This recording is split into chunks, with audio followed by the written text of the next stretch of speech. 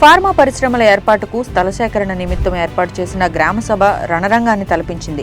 వికారాబాద్ జిల్లా దుద్యాల మండలం లగచెర్ల గ్రామం ఒక్కసారిగా తిరుగుబాటుతో బగ్గుమంది. అధికారులపై గ్రామస్తుల భౌతిక దాడి రాష్ట్ర వ్యాప్తంగా సంచలనంగా మారింది. ఏకంగా జిల్లా కలెక్టర్పై అటాక్ చేయడంతో ఈ వ్యవహారం కాస్త రాజకీయ రంగు పులుముకొని రచ్చరచ్చయింది. ఇంతకీ లగచెర్ల లడాయి వెనుక అసలు కారణం ఏంటి? గత కొన్నాళ్లుగా లగచెర్ల వ్యవహారంలో ఏం జరుగుతోంది?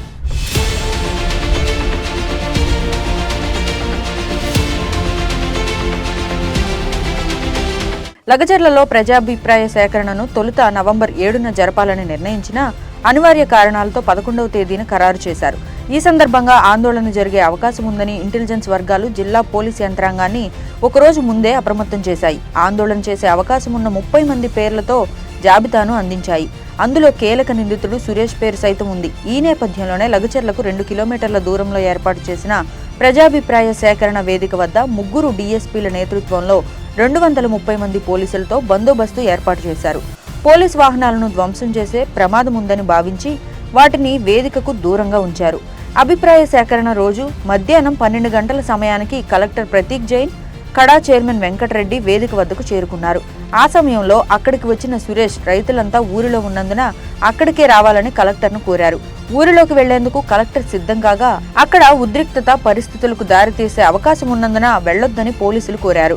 అయినా రైతులతో మాట్లాడి భూసేకరణకు ఒప్పించాలనే ఉద్దేశంతో ఉన్న కలెక్టర్ తన వాహనంలో వెళ్లిపోయారు. దీంతో పోలీసులు పరుగున వేదికకు దూరంగా ఉన్న తమ వాహనాల వద్దకు చేరుకుని ఊరిలోకి వెళ్లారు. వీరికంటే 5-6 నిమిషాల ముందు అక్కడికి చేరుకున్న కలెక్టర్ కారు దిగిన వెంటనే ఆందోళనకారులు నినాదాలతో ముందుకు దూసుకురావడంతో 2 నిమిషాల్లోనే పరిస్థితి అదుపు తప్పింది. ఊహకందని ఈ ఘటనతో అప్రమత్తమైన కలెక్టర్, భద్రతా సిబ్బంది కలెక్టర్ను కారులో ఎక్కించి అక్కడి నుంచి పంపించేశారు. భూసేకరణలో కీలకంగా ఉన్న కడా చైర్మన్ వెంకటరెడ్డి కనిపించడంతో స్థానికులు ఆయనపై దాడికి పాల్పడ్డారు. ప్రభుత్వ వాహనాలను రాళ్లతో ధ్వంసం చేశారు. ఘటనా స్థలికి చేరుకున్న పోలీసులు తీవ్రంగా శ్రమించి పరిస్థితిని అదుపులోకి తీసుకురావడంతో పాటు పాఠశాల వద్ద స్థానికుల చేతికి చిక్కి ఉన్న వెంకటరెడ్డిని అతి కష్టం మీద బయటికి తీసుకొచ్చారు. లగచెర్లలో అధికారులపై దాడి ఘటనకు సంబంధించి పరిగి డీఎస్పీ కరుణాసాగర్ రెడ్డిపై ఉన్నతాధికారులు వేటు వేశారు. భూసేకరణపై ప్రజాభిప్రాయ సేకరణ తలపెట్టిన రోజు లగచెర్లలో శాంతి భద్రతలు అదుపు తప్పడానికి గల కారణాలపై అదనపు డీజీపీ మహేష్ భగవత్ 2 విడతలుగా క్షేత్రస్థాయికి వెళ్లి వివరాలు సేకరించారు.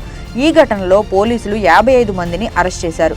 దుద్యాల, కొడంగల్, బోరాన్స్పేట మండలాల్లో ఇంటర్నెట్ సేవలు నిలిపివేశారు. ప్రణాళిక ప్రకారమే దాడి జరిగినట్లు పోలీసులు గుర్తించారు. లగచెర్లలో భారీగా పోలీసులు మోహరించారు.